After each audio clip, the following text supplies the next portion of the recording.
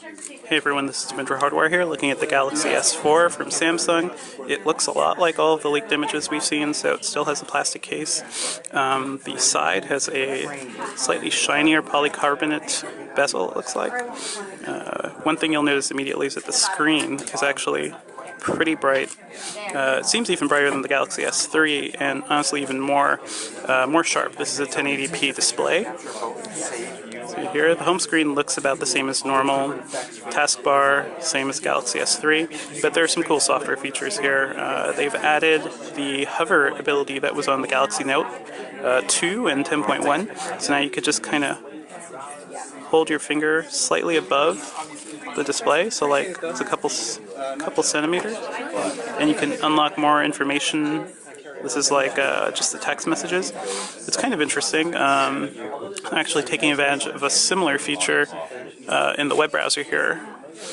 So you can actually, taking advantage of the proximity sensor, you could just wave your hand over the phone to move between tabs, do different things. When you're playing music, you could do the same thing as well.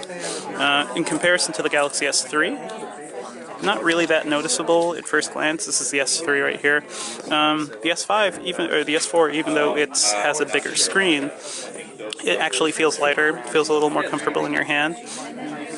And this is the Galaxy Note 2 for comparison. So Note 2, Galaxy S4, Galaxy S3. Throw an iPhone 5 in there for good measure. Kind of interesting how this phone still manages to be comfortable while also being pretty big. Samsung is also... If you have more than one tap. I do have two. Okay. There we go. Samsung is also spending a lot of time on the camera software here. So they've added a new feature, which is kind of interesting.